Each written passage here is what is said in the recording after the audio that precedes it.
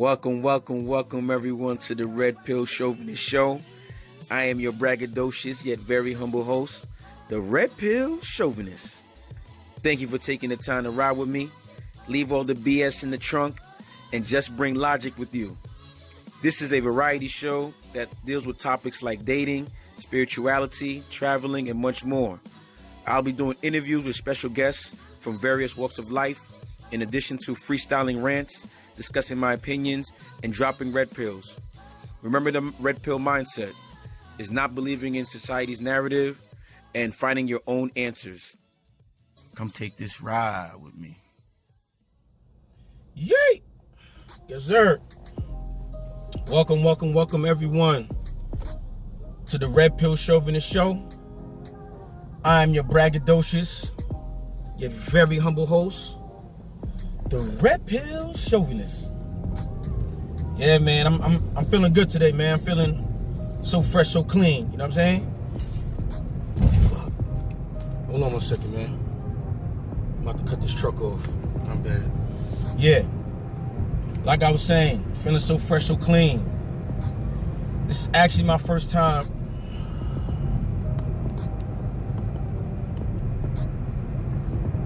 I don't know, I look a little off. Fuck it.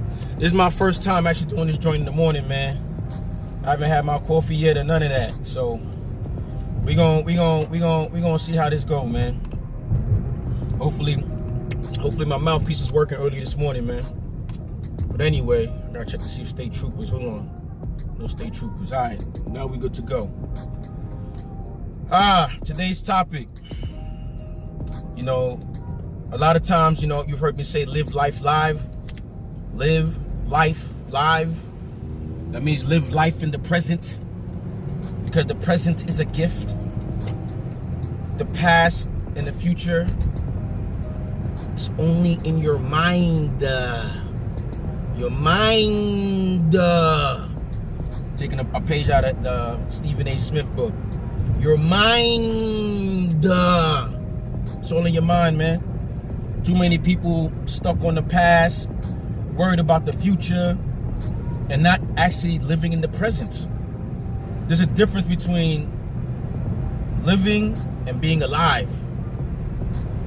I like to be alive, because anything could just be living. You could just be there, just still alive. Like even someone in a hospital bed as a vegetable is still living, but it's not alive. So today's topic, or this little series, I don't know if I'm gonna break it up yet. I might, because it seems like it's gonna be pretty long. But this series, I want to talk about living life live, living life in the present. I'd like to call this series the 7 methodologies of living life live. Let me say that differently. 7 methodologies to live life live. Now, these 7 methodologies are pretty simple, but, you know, I think it's something that, you know, people need to hear.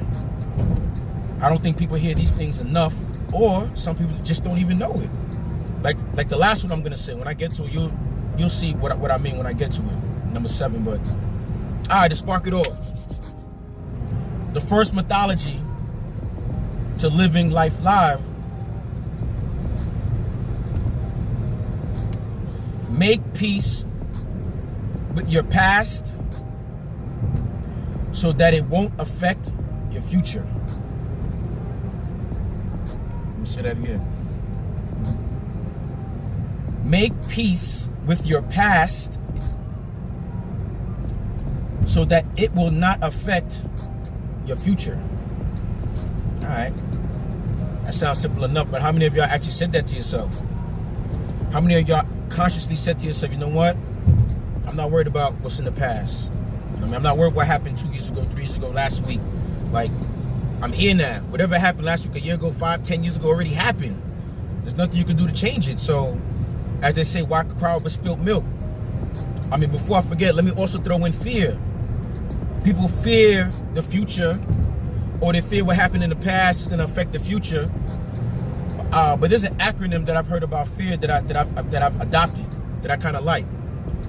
The acronym for fear is false evidence appearing real. Think about that. Fear, what fear is. Fear is false evidence appearing real. False evidence appearing real. That false evidence, it makes it false because it's just in your head. It's an assumption. It's a thought. It's not in actual reality. So how can you fear something that's only in your head? As I heard Eddie Few say, that should fall under insanity. Because you're basically scared of your thoughts.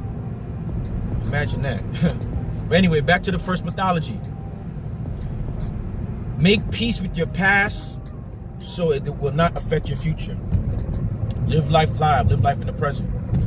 Like I already stated, the future hasn't happened yet. The past has already happened. The future hasn't happened yet. The only thing that you can control is what's going on right now in the gift, in the present. So, just that's like the main thing I want everybody listening to this to understand, that the past and the future is only in your head. It's in your mind. The only thing that's happening right now in my life is me doing this video. That's the only real thing that's happening. Anything else, how I'm gonna edit it, me getting to my job, what's gonna happen at work, that's all in my head. That shit hasn't happened yet. I have no idea what's gonna actually happen. The only thing I know is what's gonna happen in the next millisecond that I can control. Everything else is strictly in my computer, my supercomputer, which is my brain. Now, as far as taking care of your past so that it won't affect your future, I'll give you my own personal story. I've been told that I need to give more personal stories, and I agree with that. It has to listen. It'll allow the listeners to get to know me a little better, which is understandable. So anyway, I think that was a stalling tactic. But yeah, my story. Boom. Past affecting the future. Now I have a story for each of my parents. You know what I'm saying? I grew up in a 2-family home. Mom and dad, they've been married about damn near 45 years now. But start off with my mom's. No, not to get into detail, not to get too crazy, but I grew up in the 80s, man. I grew up in an era where, basically you could give your kids a spanking, you could beat your kid's ass. Matter of fact, people in the block could beat your kid's ass if you act up enough. You know what I'm saying? Your neighbor, you know what I'm saying, the lady down the block, whoever, your teacher. You know what I mean? But I say all that to say, my mom used to whoop my ass, man. Not no crazy shit where I need to, get call CPS, but my mom used to whoop my ass, man, when I was a kid. You know what I'm saying? So when I was about in my late 20s, you know what I'm saying, I was having a conversation. I was just joking around with my mom's one day, just like used to beat my ass, She stood up, looked at me like, what you talking about? So what you mean when I'm talking about, it ain't no big deal. But now when you used to whoop my ass when I was young, when you, saying blah, blah, blah, you took me, you whooped my ass. But, the past is the past, so, she's like, yo, don't be lying on me like that. Yo, for a second, I had to pause myself, am I bugging? Because I remember years of this happening, and she's acting like that shit never happened, so am I crazy? Is she crazy? Because if I say something like that, either it's true, I'm crazy, or I'm lying. You know what I'm saying? So anyway, as far as the past affecting the future, when she started denying that started affecting my relationship with her, because it's almost like she was denying a part of my history, a part of my past, And like I said, it affected our relationship where I wasn't as close to her. It was kind of like a wall. So I realized that past was affecting my future relationship with my mother, because like I said, I felt the distance, and she felt it also. And every time I would bring it out, I would say, this is the reason why we like this. You're not admitting X, Y, Z. And she still stood on it yo, I don't remember doing none of that. But if you look at my Manipulated Man series, after I read that book, I completely understood, she's not crazy. I truly believe that she doesn't remember that. I'm going to say people sometimes, when they do something bad, they do something wrong, as opposed to taking accountability and apologizing for it, they'd rather just bury it or forget it altogether, so they won't even have to deal with it, So, yeah, so I think that's what was going on in my part of me. I need a little tea in my life. Hold on.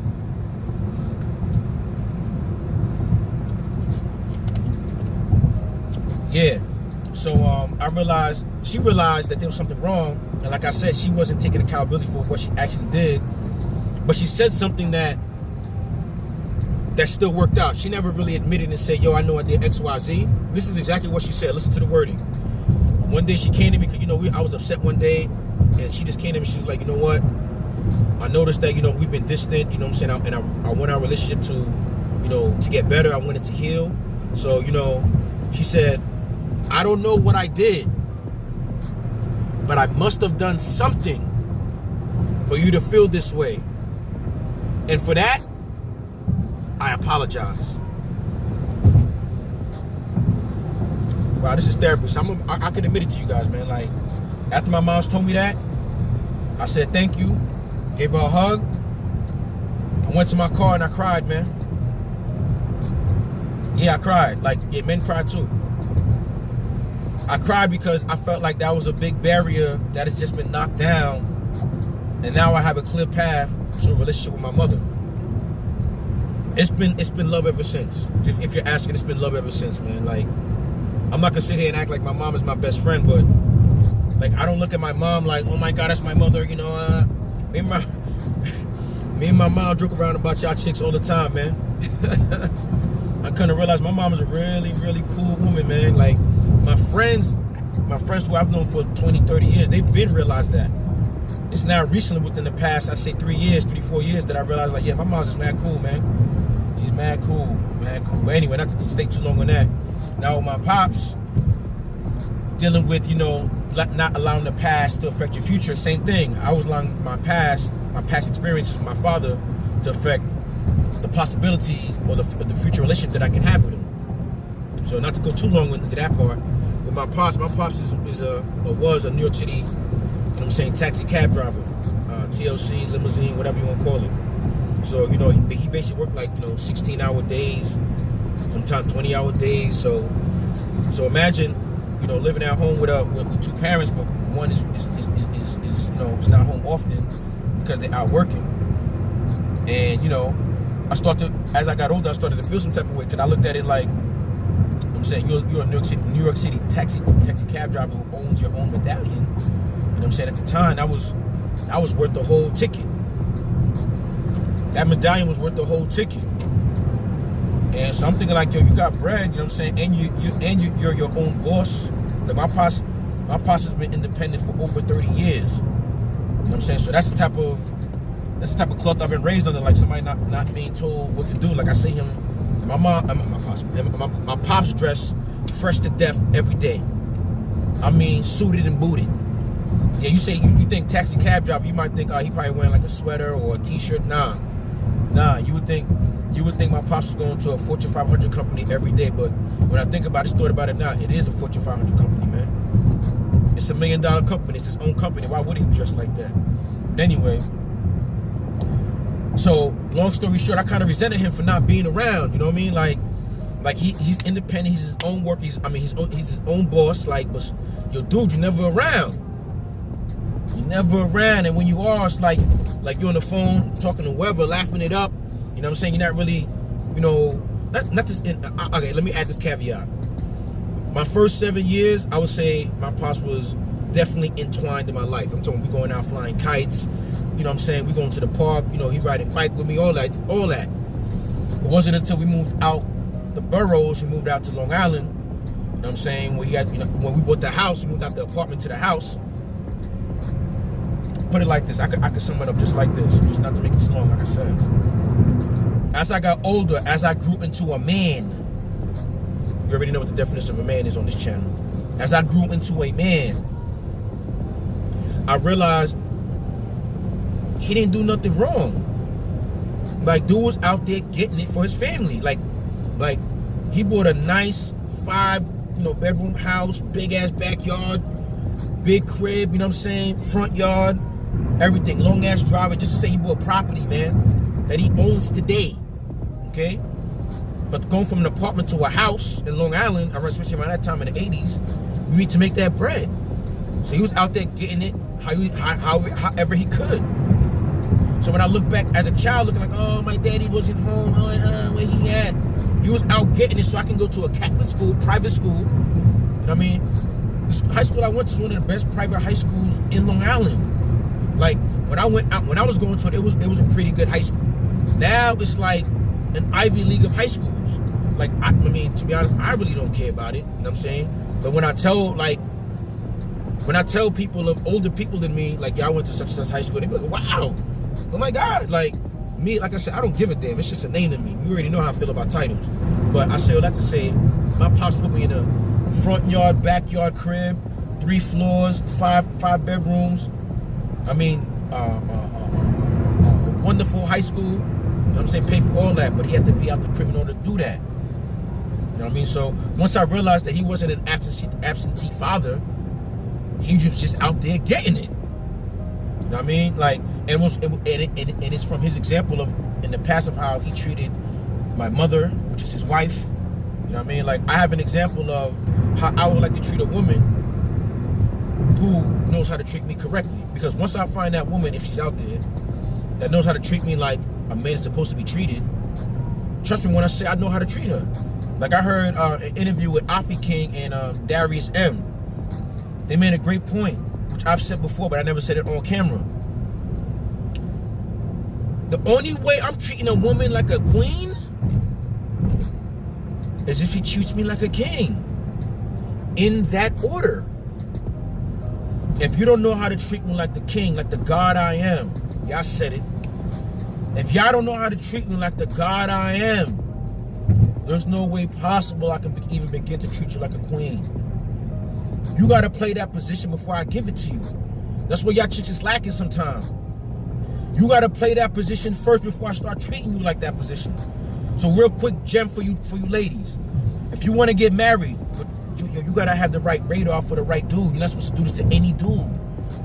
Once you find God on earth, the dude that's half divine, half human, treat him as such. Watch how he'll reward you. If he's truly that dude, watch how he rewards you.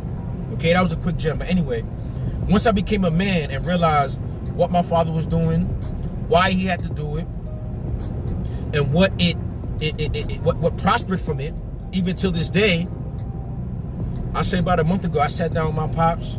I say about a 15-minute conversation, not too long. And I was basically sitting down thanking him. Like, yo, Dad, thank you for this. Thank you for showing me that.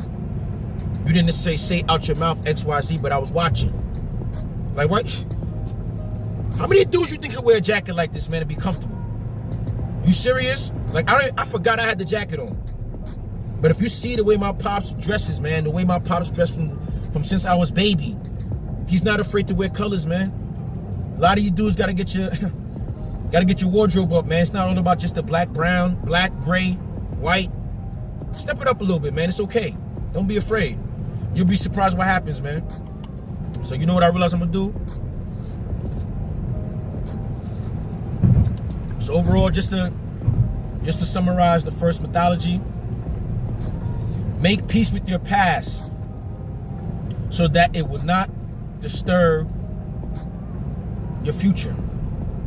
Always remember, live life live in the present, because the present is a gift.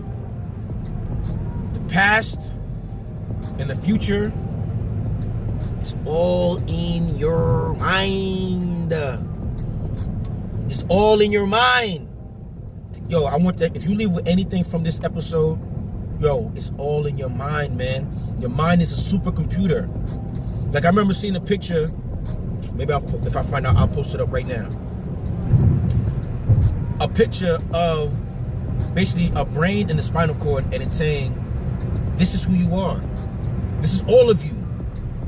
Everything else is a projection from your brain. It's just nerves saying that I'm touching this right here. It's my brain saying that I'm seeing this.